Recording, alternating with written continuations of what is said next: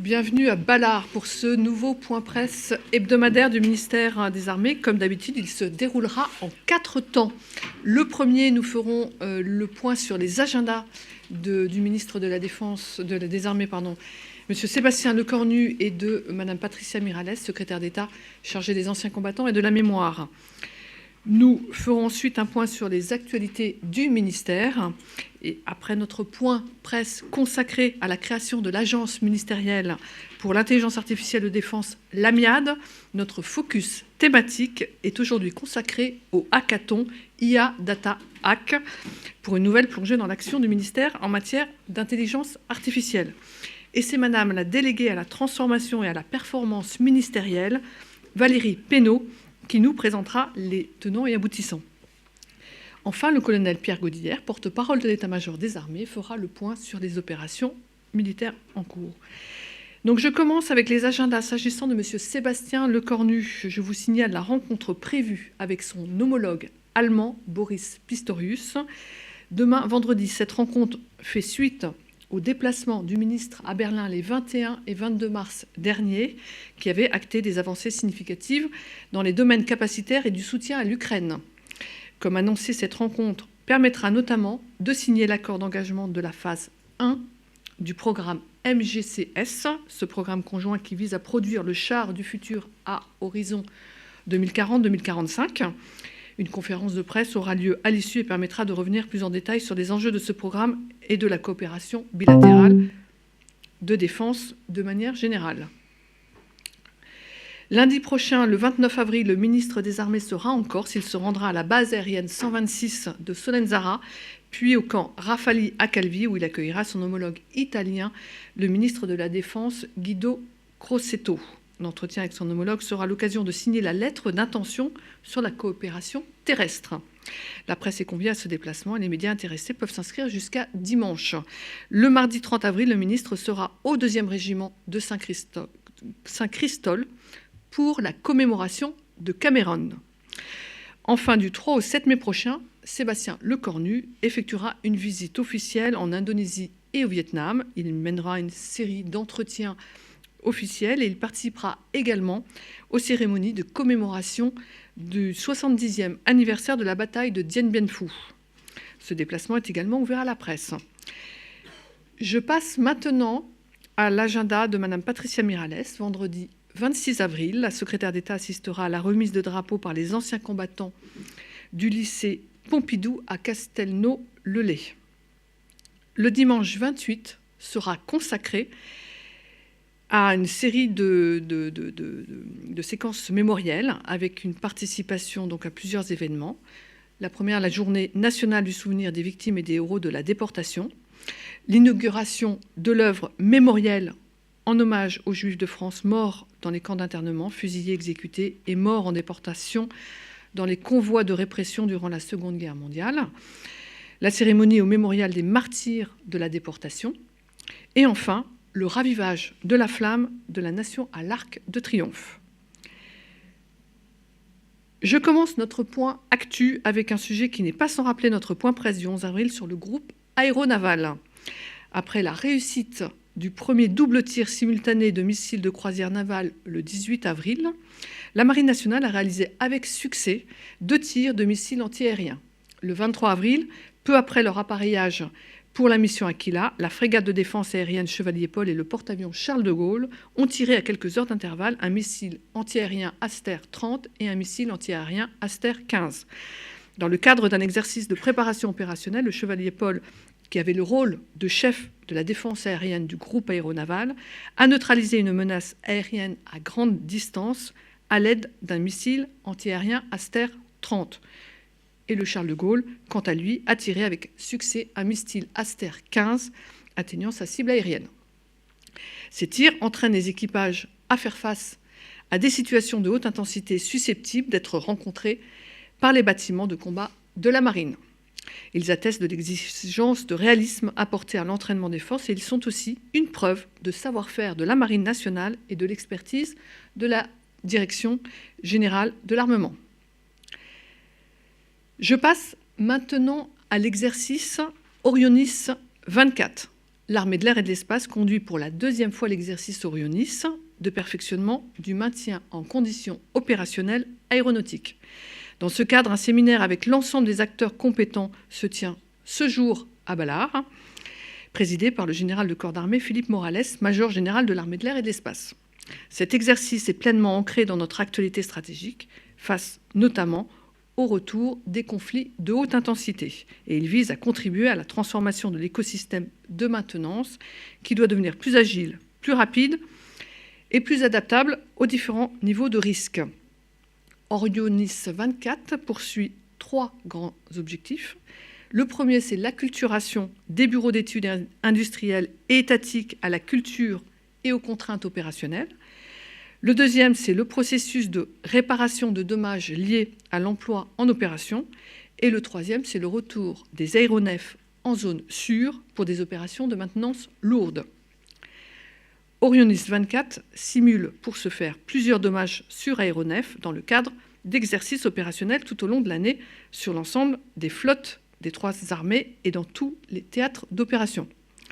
Il est réalisé en étroite collaboration avec les constructeurs et équipementiers, la DGA, la Direction de la maintenance aéronautique, le service industriel de l'aéronautique et l'ensemble des forces armées. C'est un exercice essentiel et l'année dernière, les simulations de dépannage à grande distance sur l'A400M réalisées lors d'Orionis 23 ont été éprouvées en conditions opérationnelles lors de la mission de projection de puissance dans le Pacifique, l'exercice Pégase. Je poursuis nos actualités avec un anniversaire entre ciel et terre. Fondée le 22 novembre 1954, l'aviation légère de l'armée de terre, l'ALAT, fête cette année ses 70 ans. Lors de ces décennies, l'ALAT n'a eu de cesse d'apporter un appui décisif aux troupes au sol, des avions d'observation survolant les rizières du Tonkin, aux hélicoptères de nouvelle génération déployés dans la bande sahélo-saharienne. Elle remplit des missions critiques comme l'éclairage des forces au sol, le repérage de cibles pour l'artillerie, le ravitaillement, le combat et la dépose et la récupération de soldats en zone ennemie. À compter du 1er mai, au Bourget, une exposition retrace l'histoire des hélicoptères de l'armée de terre à travers un ensemble de photographies, de textes, d'insignes et de tenues. Elle rend ainsi hommage à cette arme qui remplit fièrement sa devise depuis maintenant 70 ans, de la terre par le ciel. Je vous signale ensuite la cérémonie de baptême de la 372e promotion de l'École nationale des sous-officiers d'active, l'ENSOA, promotion qui défilera par ailleurs le 14 juillet à Paris. Le général Paul Sanzé, commissaire général au sport militaire et commandant le Centre national des sports de la Défense, présidera cette cérémonie le 7 mai au château de Fontainebleau. Moment marquant dans la carrière des futurs sous-officiers de l'armée de terre, cette cérémonie sera l'occasion de rendre hommage au parrain de la promotion, l'adjudant Georges Yvan André, qui a vécu pour le sport et qui est mort pour la France. Ce double médaillé olympique et officier de la Légion d'honneur devient titulaire de la Croix de guerre avec étoile d'argent en 1915 et d'une citation à l'ordre de l'armée en 1943. Il tombe héros lors des combats de la Libération le 4 mai 1943. 100 ans après les Jeux de Paris de 1924, pour lesquels il avait été porte-drapeau, l'ENSOA lui rend ainsi hommage. La cérémonie est ouverte à la presse si cela vous intéresse. Par ailleurs, je vous signale plusieurs projets concrets qui rendent également hommage, d'une certaine façon, à l'engagement des hommes et des femmes qui font nos armées, mais aussi à leurs familles, qui sont, elles aussi, confrontées aux contraintes inhérentes à la vie de militaire. Pour reprendre les mots du ministre, il n'y a pas d'armée sans soldats, ni de soldats sans leur famille. C'est pour cela que le ministère des Armées s'engage pour soutenir les militaires et leurs familles en leur offrant des solutions concrètes sur l'ensemble du territoire afin d'alléger les contraintes opérationnelles. C'est tout l'enjeu des plans famille 1 et 2, et cela s'inscrit d'ailleurs dans la dynamique fidélisation 360 impulsée par le ministre Sébastien Lecornu. Ces plans progressent avec des réalisations concrètes. Et le 17 avril, à Toulon, le déplacement du directeur des ressources humaines du ministère des Armées a été l'occasion d'inaugurer un relais petite enfance, comme de poser le premier panneau modulaire d'une crèche de 30 berceaux ouverte aux militaires comme aux habitants de l'agglomération. Le 26 avril, à Avord, dans le Cher, un City Park sera inauguré à proximité de la base aérienne 102. Cette nouvelle, qui compte, donc base aérienne 102, qui compte 2300 personnes, et cette nouvelle structure contribuera à améliorer l'offre de services dans les unités et garnisons. Dans l'esprit de partenariat souhaité entre le ministère et les collectivités territoriales, cette installation sportive pourra être utilisée par tous les habitants de la commune d'Avord. Cette mise à disposition vient renforcer ainsi les synergies indispensables aux armées pour fonctionner et s'insérer dans l'environnement local. Enfin, je reste dans l'action au profit de nos forces et de leur entourage. Après le succès de la première édition, le gouverneur militaire de Paris organise la deuxième édition des courses solidaires au profit du Bleu et des France le dimanche 5 mai aux Invalides. Cet événement sportif caritatif proposera plusieurs courses pour tous les niveaux et une marche. Des divertissements musicaux, des animations dynamiques, des points d'information et des stands de nombreux partenaires sont également prévus au sein du village du Bleuet. Les fonds collectés sont intégralement reversés au Bleuet de France afin de soutenir les actions d'aide aux blessés et aux familles endeuillées des armées, aux victimes du terrorisme et aux pupilles de la nation. Et je précise que l'accès de la presse à l'intérieur du site de l'Hôtel National des Invalides est possible sous réserve d'une accréditation préalable.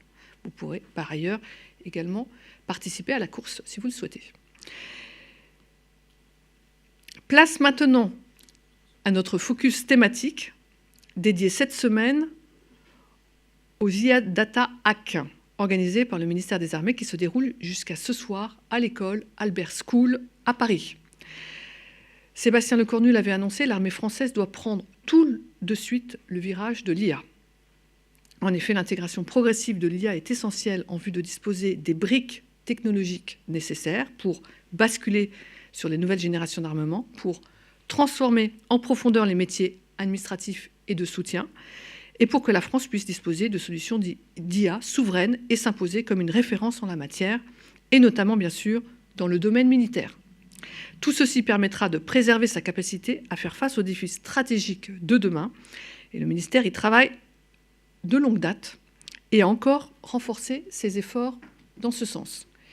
Ainsi, dans le sillage du lancement de la stratégie ministérielle et de l'AMIAD le 8 mars dernier, ce hackathon est le premier à être dédié à l'intelligence artificielle. Cette compétition d'innovation se joue entre 130 étudiants en bachelor et en master d'écoles d'ingénieurs engagés par équipe et coachés par des experts. Elle permet de travailler très concrètement sur des cas d'usage pouvant rapidement trouver des déclinaisons très opérationnelles au sein du ministère. Ce hackathon contribue donc à la réalisation de l'ambition du ministère en matière d'intelligence artificielle, en lien direct avec l'un des objectifs clés de la stratégie, à savoir le recrutement des talents et avec une belle ouverture sur la société civile et sur la jeunesse. Je n'en dis pas plus et laisse Madame Valérie Pénaud nous présenter en détail cet exercice de haute volée. Valérie, c'est à vous. Merci. Bonjour à toutes et à tous. Alors, il y a un petit support, mais qui n'est pas extrêmement précis, mais qui vous donnera quelques éléments sur cet hackathon. Comme Olivia l'a précisé, je suis donc à la tête d'une délégation à la transformation et à la performance ministérielle, pour vous donner un peu les éléments de contexte d'organisation de ce hackathon, qui est auprès du secrétaire général pour l'administration, dont je suis par ailleurs l'adjointe, mais qui est une délégation à vocation ministérielle et dont le rôle est d'accompagner la transformation des armées, directions et services.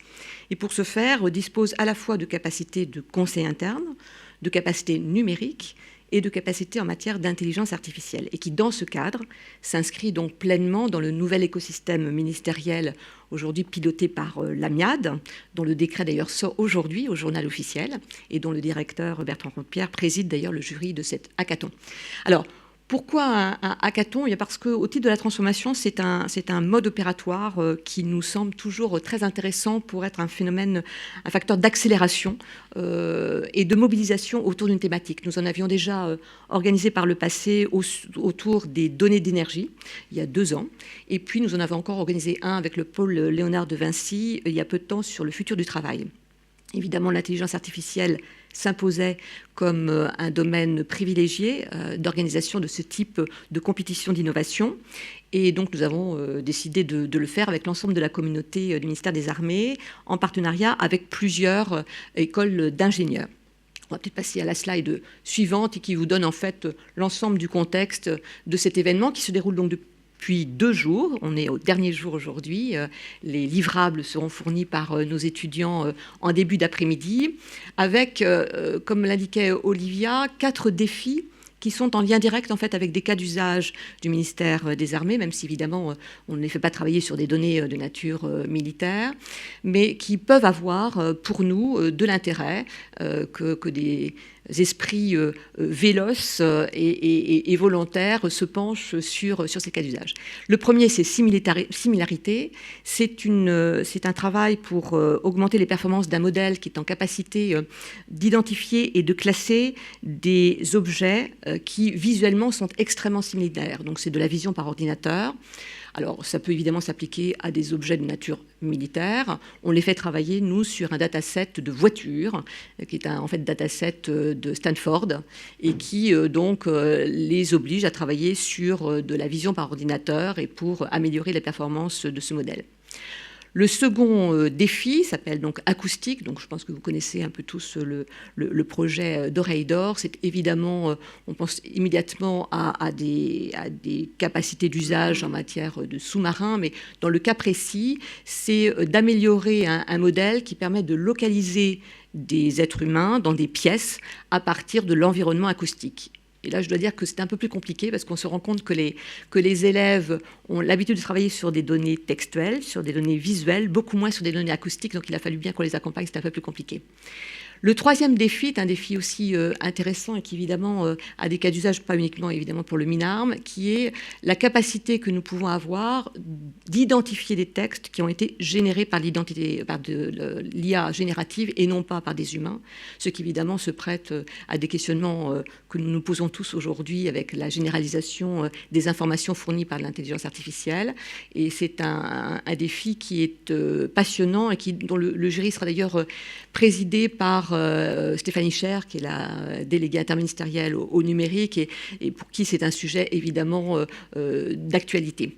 Et puis un dernier défi qui en apparence peut apparaître moins technique, moins spécialisé et qui pour nous est tout autant déterminant, qui est le défi de l'annotaton scrapping, qui est en fait une mobilisation donc de ces étudiants, d'une partie d'entre eux, puisqu'on les fait travailler par équipe bien sûr, sur l'annotation de contenu audio. Ça, c'est sur des questions parlementaires, et sur l'extraction de questions-réponses sur le web. Ces travaux vont permettre très directement, et vont nous servir très directement, à alimenter en fait l'intelligence générative sur laquelle nous sommes en train de travailler en interne. Bon, aujourd'hui, et vous le savez, ChatGPT, évidemment, sert au quotidien, sauf que pour le ministère des Armées, il est quand même d'assez peu d'intérêt d'exposer sur Internet nos données, et donc nous sommes en train de travailler sur une possibilité d'avoir en interne, sur Intradef, des solutions d'IA de type ChatGPT, mais qui puissent servir au quotidien à nos agents dans leurs travaux. Et donc, ce travail d'annotaton scrapping va nous servir très directement. Alors, comme Olivia l'indiquait, c'est un partenariat qui nous amène à travailler avec plusieurs écoles. Albert School, qui nous accueille, mais aussi l'Institut Polytechnique de Paris, l'EPITA, avec laquelle nous travaillons très fréquemment, mais également l'école d'ingénieurs ECE, et qui mobilise 130 étudiants, ce qui est en soi un beau succès, mais un succès qui se complète par une forte mobilisation de la communauté de défense, puisque auprès de ces étudiants, il y a tout un ensemble de mentors, de coachs, qui pendant 3 jours se mobilisent, qui sont issus de l'ensemble des armées, directions et services, pour les accompagner, pour répondre à leurs questions, pour travailler aussi avec eux. Et c'est aussi une façon, et c'est un des avantages collatéraux, on va le dire, de ce hackathon, de contribuer à la mobilisation de la communauté défense en matière d'intelligence artificielle.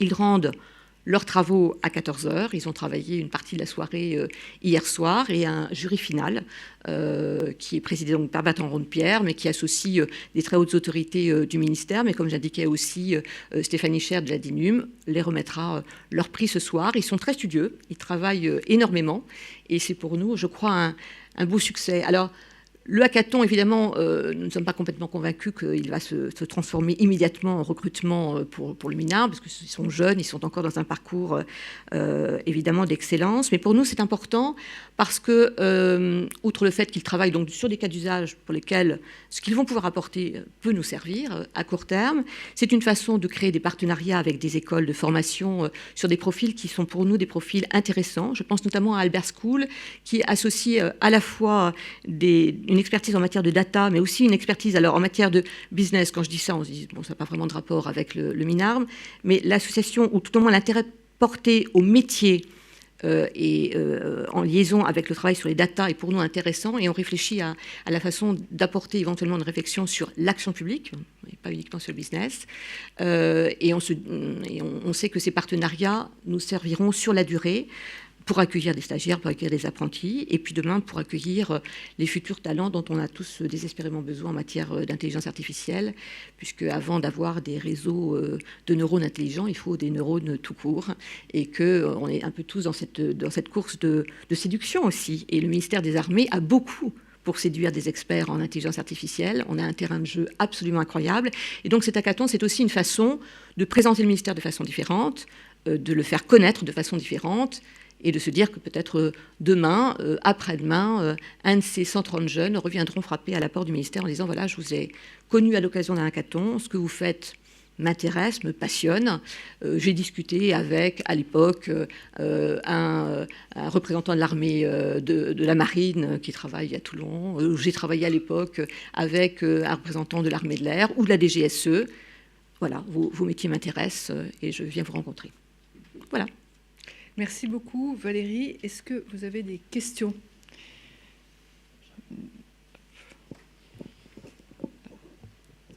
Bonjour, je suis Nicolas Barraud du Figaro. Sur les partenariats avec les écoles, parce que l'EPITA a déjà un partenariat avec le ComCyber, si je ne me trompe pas. Est-ce qu'il y a d'autres partenariats de ce type qui vont être mis en place pour justement qu'à l'issue de la scolarité, ces étudiants puissent intégrer différentes entités du ministère ? Oui, l'idée, c'est vraiment ça. Donc, avec l'EPITA, on travaille en effet déjà extrêmement fréquemment. On en a déjà accueilli beaucoup indépendamment de la partie cyber, mais sur les parties aussi IA ou numérique de façon plus générale. L'Institut Polytechnique de Paris, c'est également le cas. Avec le CE, c'est plus récent.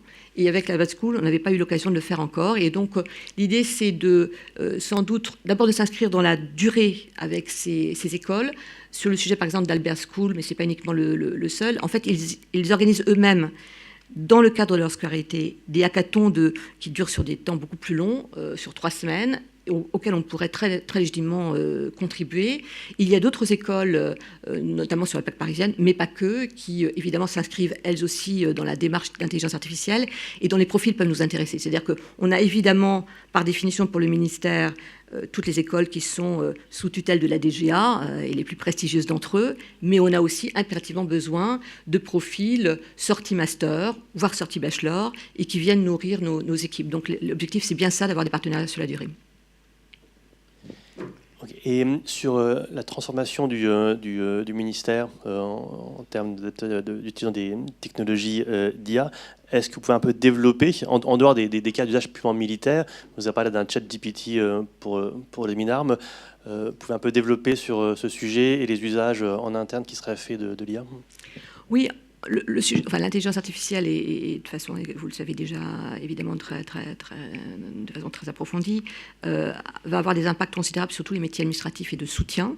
Donc, on a déjà des travaux qui nous amènent à mettre de l'intelligence artificielle dans de l'exploitation de bases de données, dans l'amélioration de processus. De façon plus générale, le projet que j'évoquais devant vous et qui porte le joli nom de Génial est en effet une perspective d'intelligence artificielle générative qui va offrir des solutions d'assistants intelligents, des solutions de traduction audio vers texte pour notamment exploiter plus facilement les multiples réunions auxquelles nous assistons et qui est en train d'être développée. On en parlera un peu plus tard, je pense, à une autre occasion. Ça fera l'objet d'un autre point presse, je pense, quand ça pourra sortir. C'est en fait une déclinaison, c'est le modèle Albert, mais en interne du ministère. ministère.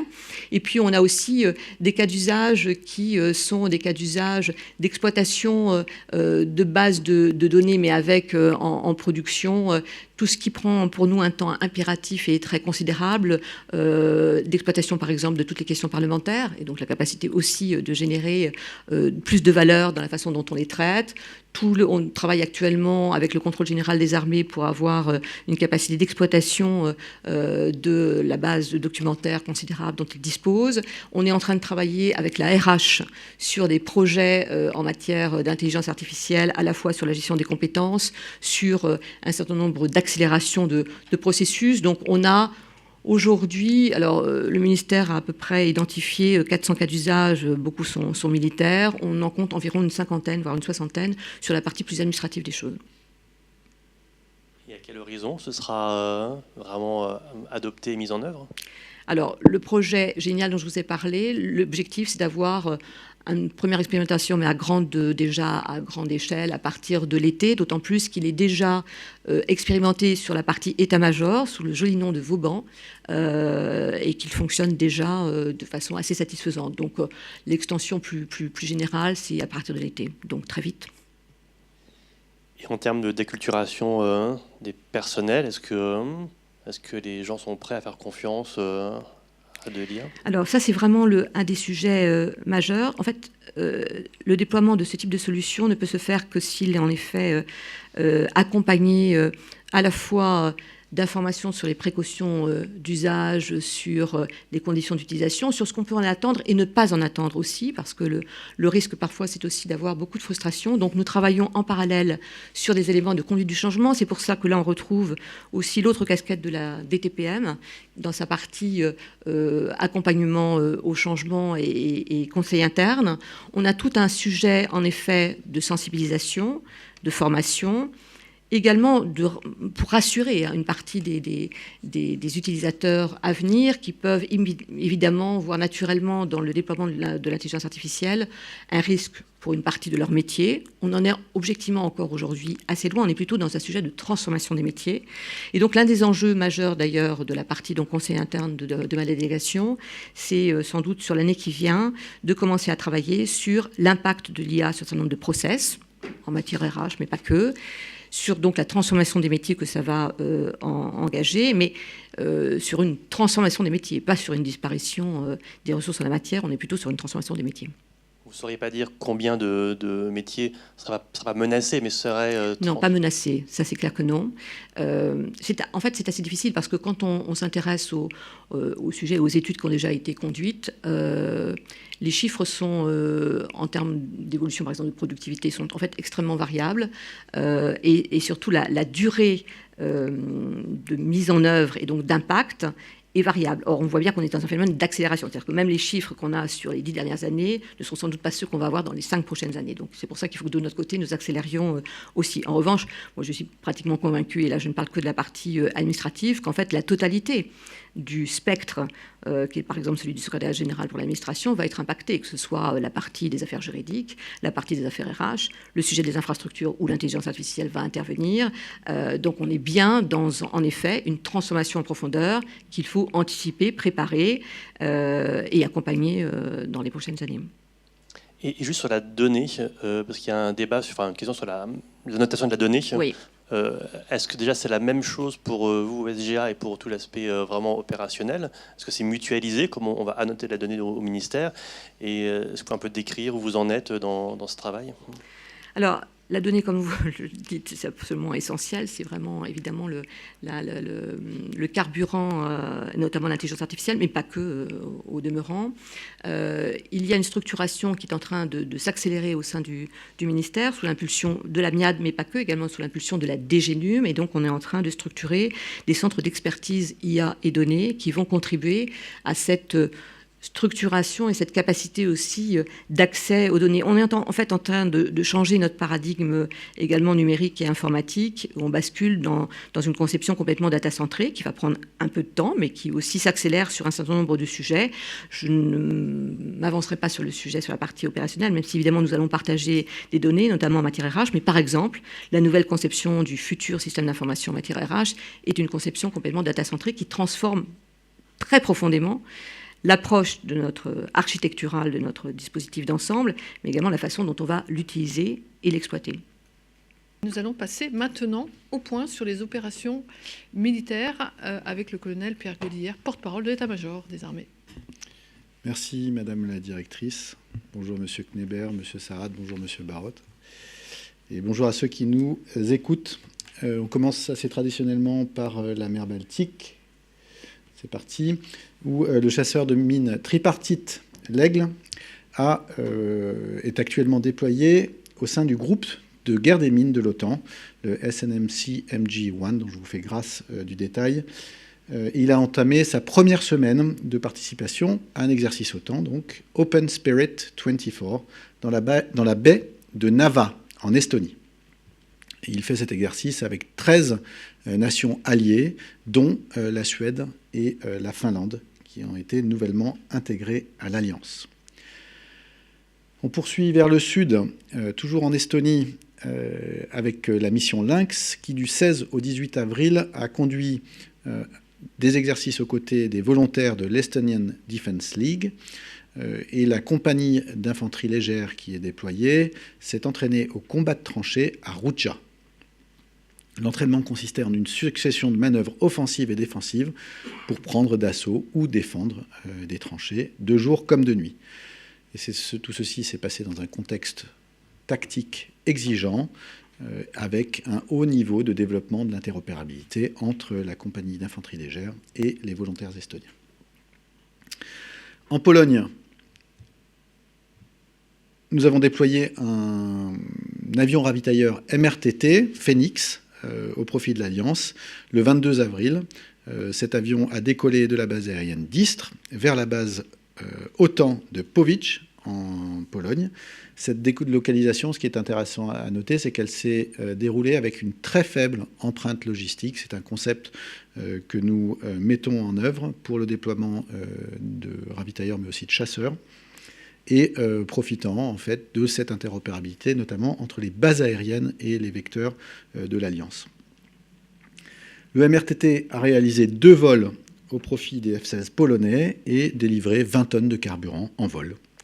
Ces vols ont permis d'entretenir la qualification des opérateurs de ravitaillement, donc à l'intérieur du cockpit français, et bien sûr les qualifications des pilotes de chasse polonais. Là aussi, une démonstration d'interopérabilité avec nos partenaires de l'OTAN et l'engagement collectif de l'Alliance pour la défense de l'espace aérien à l'est de l'Europe. En Roumanie, déployé depuis le 1er avril, cette fois-ci un avion de la Marine nationale, un avion de patrouille maritime Atlantique 2, a opéré pendant 3 semaines en Roumanie depuis la base de Constanta, avec des vols de surveillance des mines dans les eaux territoriales roumaines. Il a aussi participé à l'exercice Argonaute à Chypre, dans le domaine du sauvetage en mer, et à l'exercice Sea Shield, un autre exercice OTAN organisé par la Roumanie. Dans le cadre de cet exercice, la participation de l'ATL2 à ces différents types d'exercices contribue toujours à la coopération entre alliés, au profit de la défense collective et au renforcement de la sûreté maritime, notamment de la région de la mer Noire. Pour la mission Aigle en Roumanie, depuis le 25 avril, les unités terrestres françaises, belges et luxembourgeoises du bataillon multinational dont la France est nation cadre, je vous rappelle, toutes ces unités ont participé à l'exercice Eagle Spearhead sur le camp de Chinku. Cet exercice intègre 6 nations, 300 soldats alliés, dont des Roumains, ainsi que des détachements polonais et portugais appartenant à la brigade multinationale Sud-Est. Cette brigade est basée à Craiova.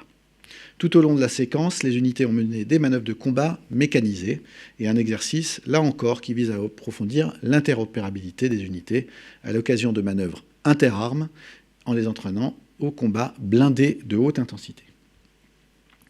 En Bosnie-Herzégovine, une mission européenne, du 14 au 19 avril, 2 détachements franco-italiens du bataillon multinational ont conduit des manœuvres avec l'armée bosnienne au nord du pays.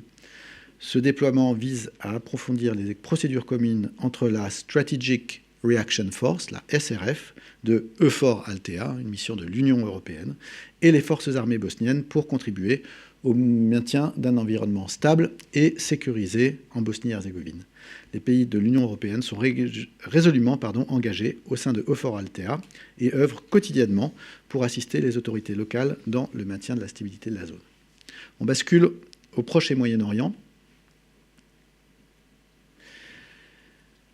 D'abord, dans la zone mer Rouge, où la frégate multimission française qui est déployée poursuit sa mission d'accompagnement et de protection du trafic maritime, tout à fait important et stratégique, qui transite dans le golfe d'Aden, le détroit de Bab el-Mandeb et dans le sud de la mer Rouge. Donc. Le déploiement d'une FREMM, donc depuis la troisième depuis mi-décembre et notamment depuis le début de l'opération européenne, là aussi, Aspides, mi-février, eh bien, participe de la sensibilité des nations européennes à l'importance stratégique de la zone et à l'action résolue de la France pour la sûreté maritime. Nous avons aussi une autre frégate de type Lafayette qui, elle, poursuit un déploiement dans le golfe d'Aden et d'Oman. Elle participe à la sécurisation du commerce maritime hors Aspides. Voilà pourquoi est-ce que je la distingue de la frégate, l'autre FREMM, qui est plutôt dans la mer Rouge. Par ailleurs, une autre frégate, une frégate de surveillance, est également déployée en océan Indien et effectue des patrouilles maritimes au profit de la Combined Task Force 150, une coalition multinationale assurant des missions de surveillance maritime, de lutte contre le terrorisme, la piraterie et les narcotrafics. Enfin, je rajoute un avion de Patmar, de patrouille maritime Atlantique 2, qui a conduit des vols opérationnels de surveillance maritime dans le golfe d'Aden. Et puis, il est revenu cette fois-ci à Abu Dhabi pour y conduire des missions au profit de l'opération Agénor, volet militaire français de l'initiative européenne EMASO, European-led Maritime Awareness in the Strait of Hormuz. En fait, ce panorama vous montre l'importance qui est accordée à la sûreté maritime au niveau régional et pas que focalisé sur la mer Rouge. Tous ces moyens déployés dans la région contribuent directement aux objectifs portés par la France et l'Europe. La mer Rouge étant une artère vitale commerciale pour les États riverains, mais aussi pour les pays européens. Ces moyens déployés illustrent l'action résolue de la France dans la zone nord de l'océan Indien au profit du respect du droit international, de la sûreté maritime, donc de Suez à Hormuz, et de la reprise du trafic maritime dans des conditions sûres. On poursuit aux forces françaises déployées aux Émirats arabes unis, avec le 22 avril une cérémonie de lancement de la deuxième phase de l'exercice bilatéral El Imeimat, qui s'est déroulé au 5e régiment de cuirassiers, en présence du chef d'état-major de l'armée de terre émirienne et du commandement des forces françaises stationnées aux EAU. La première phase s'est déroulée il y a 2 mois avec 2 campagnes de tir, rappelez-vous-en, des chars Leclerc et des Césars, qui ont fait donc du tir réel en exercice. La deuxième phase sera axée sur l'entraînement en zone urbaine et en environnement désertique. Cet exercice vise à aguerrir les soldats engagés tout en renforçant la coopération bilatérale franco-émirienne et bien sûr l'interopérabilité entre nos 2 armées. Il y a aussi des exercices aériens avec l'armée de l'air émirienne qui organise l'exercice annuel multinational Desert Flag. Cet exercice a pour objectif d'entraîner les pilotes et équipages de l'armée de l'air et de l'espace dans un environnement interallié et complexe. Nous rejoignons 10 nations qui participent à Desert Flag, les Émirats arabes unis, bien sûr, qui les organisent, les États-Unis, l'Arabie saoudite, la Corée du Nord, le Sultanat d'Oman, la Turquie, l'Australie, le Royaume-Uni et l'Allemagne et la France. Pour cette édition, l'armée de l'air et de l'espace française engage 4 Rafales et aussi un avion de transport tactique, un C-130J, venu de France.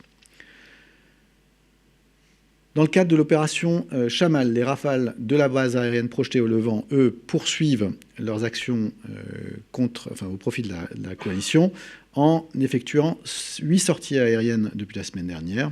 Ces vols qui s'effectuent dans l'ensemble du spectre des missions aériennes qui leur sont dévolues, de la défense et de la surveillance de l'espace aérien, de la prise d'alerte, que ce soit de l'appui-feu ou de la mission d'appréciation de situation.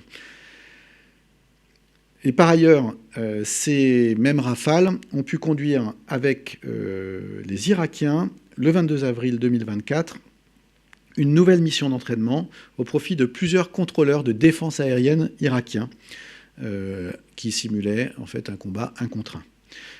L'exercice simule donc la protection d'une zone où un hélicoptère devait réaliser une opération de soutien au profit des troupes au sol. Et donc vous avez assez classiquement quelqu'un qui simule la défense et quelqu'un qui simule l'attaque.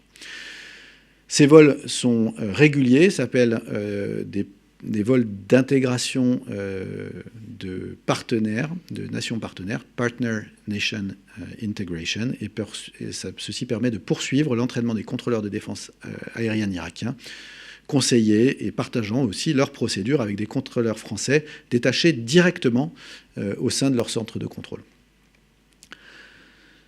Pour les forces françaises stationnées à Djibouti, il y a eu un exercice de grande ampleur qui a mobilisé l'ensemble des forces françaises qui y sont déployées, les composantes aériennes, maritimes et terrestres.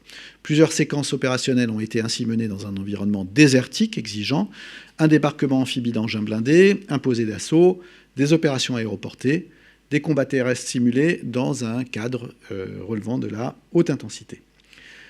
Pour conduire cet exercice, les moyens des forces françaises stationnées à Djibouti ont bénéficié d'un renfort de plus de 150 parachutistes du 3e régiment parachutiste d'infanterie de marine, ainsi qu'un C-130J de l'armée de l'air et de l'espace. Au total, ça regroupait plus de 550 militaires français pour cet exercice de grande ampleur, témoignant des capacités d'action interarmées dans une zone d'importance stratégique. On poursuit de l'autre côté de l'Afrique. Voilà, avec une coopération hydrographique pour le bâtiment hydrographique Borda, qui a appareillé de Port-Gentil au Gabon dans la soirée du dimanche du 14 avril, puis a transité en direction de Douala pour reprendre sa mission hydrographique dans le chenal d'accès à Douala, au Cameroun bien sûr. Au cours de cette semaine, la majorité des zones à cartographier ont été couvertes. Le bâtiment a notamment accueilli un officier de la marine camerounaise et un technicien civil du port autonome de Douala à son bord en tant qu'observateur des travaux. Dans le golfe de Guinée, toujours, le patrouilleur de haute mer, commandant Biro, a quant à lui fait escale à Cotonou du 15 au 16 avril avant de reprendre sa patrouille opérationnelle dans le golfe de Guinée. À cette occasion, il a reçu à son bord le chef d'état-major de la marine béninoise et a embarqué un officier marinier béninois qui sera intégré à l'équipage jusqu'à la fin de la mission Corymbe.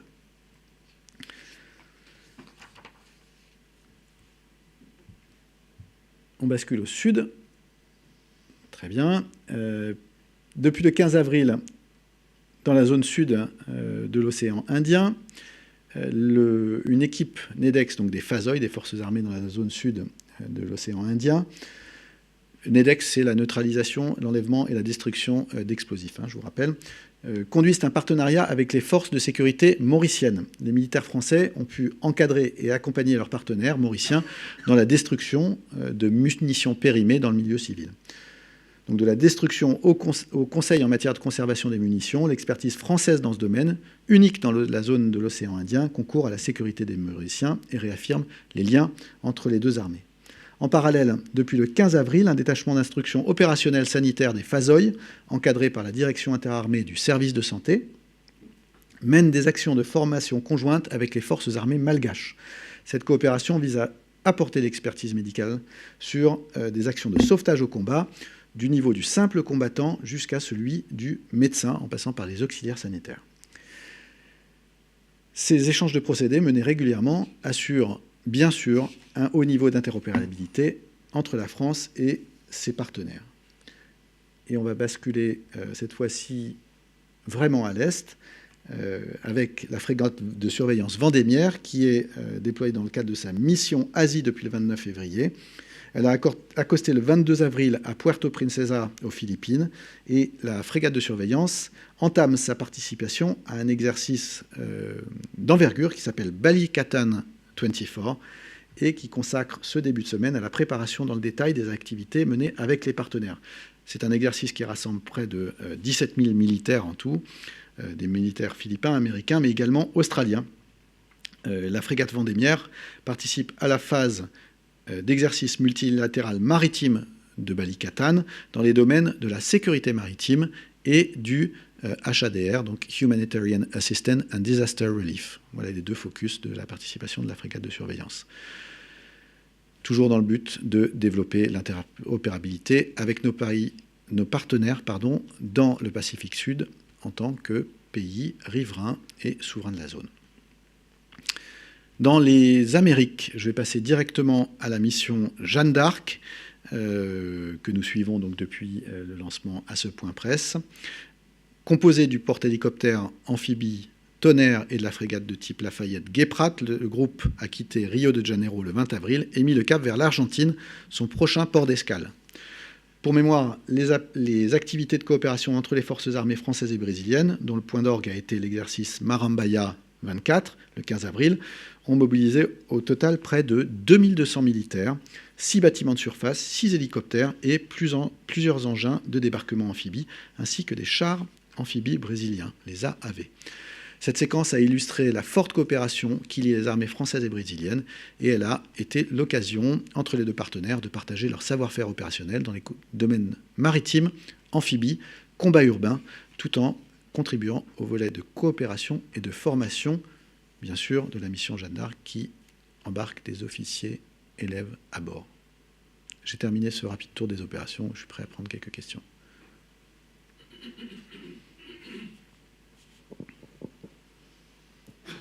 Sur la mer Rouge, est-ce que vous pouvez nous dire un peu la situation actuelle de la menace? Et c'est quelle frégate qui est actuellement là-bas?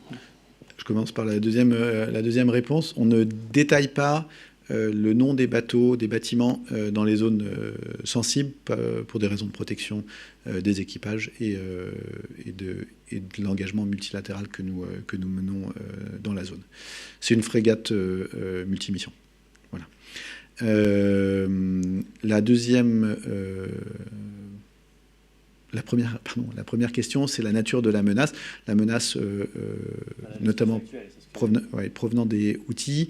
Il y a eu, donc vous avez suivi évidemment ce qui s'est passé, on va dire fin mars, début avril, avec ce qu'on pourrait penser une relative accalmie, mais relative parce qu'il y a un bateau de l'opération Aspides qui a ouvert le feu ce matin, je crois, sur une attaque de type drone. Voilà. Donc la menace reste bien sûr persistante et elle fait l'objet d'une appréciation de situation par le commandement de l'opération européenne de l'Union européenne Aspides, qui est, je vous rappelle, grec. Et quel bâtiment C'est un bâtiment grec, justement. Et je reviens juste sur le porte-avions Charles de Gaulle, sur le tir d'un Aster. De quand date la dernière fois qu'il y a eu un tir d'entraînement par le porte-avions avec un missile Aster? Je vais très lâchement regarder le Sierpa Marine. La dernière fois, c'était cette semaine, et la fois précédente, c'était avant son arrêt technique. Je vais vous trouver la date, mais il tire de manière assez régulière quand même. Merci colonel, et je vous donne rendez-vous la semaine prochaine, le jeudi 2 mai, où nous organisons un point presse délocalisé au musée de l'Ordre de la Libération pour avoir un focus notamment sur toutes les séquences mémorielles de cette année en lien avec le 80e anniversaire des débarquements de la Libération et de la Victoire. Merci beaucoup à tous et excellente journée.